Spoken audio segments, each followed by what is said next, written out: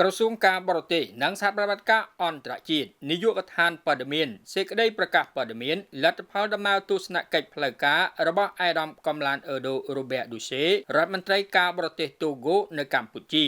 តបតាមការអញ្ជើញរបស់អាយដាមអូប៉ានាយករដ្ឋមន្ត្រីប្រាក់សុខុនរដ្ឋមន្ត្រីការបរទេសនិងសហប្រតិបត្តិការអន្តរជាតិអាយដាមសាស្ត្រាចារ្យកំឡានអឺដូរូបេឌូសេរដ្ឋមន្ត្រីការបរទេសសមាហរណកម្មតំបន់និងប្រជាជនតូហ្គោនៅបរទេសនៃសាធារណរដ្ឋតូហ្គោបានអញ្ជើញមកបំពេញទស្សនកិច្ចផ្លូវការនៅព្រះរាជាណាចក្រកម្ពុជាពីថ្ងៃទី18ដល់ថ្ងៃទី20ខែមិនិនាឆ្នាំ2025ដើម្បីពង្រឹងទំនាក់ទំនងរវាងកម្ពុជានិងតូហ្គោបន្ថែមទៀតដំណើរទស្សនកិច្ចនេះកើតមានឡើងចំពេលប្រទេសទាំងពីរប្រារព្ធខួបលើកទី15នៃការបង្កើតទំនាក់ទំនងការទូតក្នុងឱកាសនៃទស្សនកិច្ចនេះអាយដាមសាស្ត្រាចារ្យឌូសេបានចូលជួបសម្ដែងការគួរសមចំពោះសម្ដេចមហាបវរធិបតីហ៊ុនម៉ាណែតនាយករដ្ឋមន្ត្រីនៃព្រះរាជាណាចក្រកម្ពុជា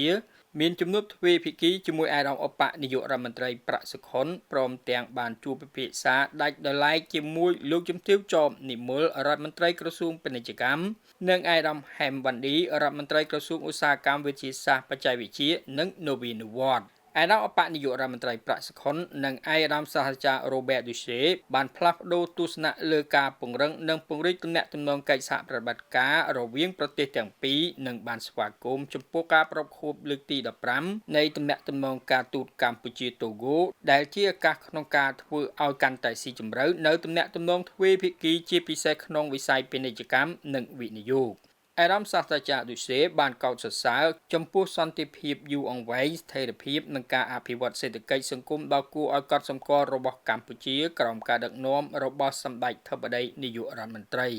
អាយដាមអបនាយករដ្ឋមន្ត្រីបានថ្លែងអំណរគុណប្រទេសតូហ្គោចំពោះការគាំទ្រការធ្វើជាម្ចាស់ផ្ទះកិច្ចប្រជុំកំពូល Francophonie លើកទី20នៅឆ្នាំ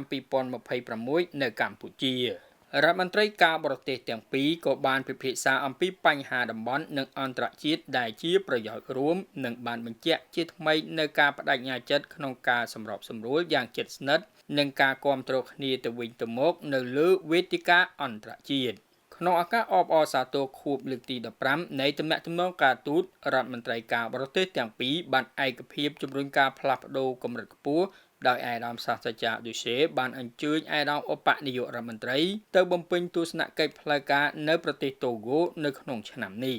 អាយដាមរដ្ឋមន្ត្រីការបរទេសទាំងពីរបានចុះហត្ថលេខារួមគ្នាលើអនុស្សរណៈនៃការយោគយល់គ្នាស្ដីពីការបង្កើតកិច្ចពិគ្រោះយោបល់ទ្វេភាគីរវាងក្រសួងការបរទេសទាំងពីរនិងកិច្ចព្រមព្រៀងស្ដីពីការលើកលែងទិដ្ឋាការសម្រាប់អ្នកកាន់លិខិតឆ្លងដែនការទូតនិងផ្លូវការថ្ងៃប្រហ័ស700ខែផលគុណឆ្នាំរោងឆស័កពុទ្ធសករាជ2568រាជធានីភ្នំពេញថ្ងៃទី20ខែមិនិនាឆ្នាំ2025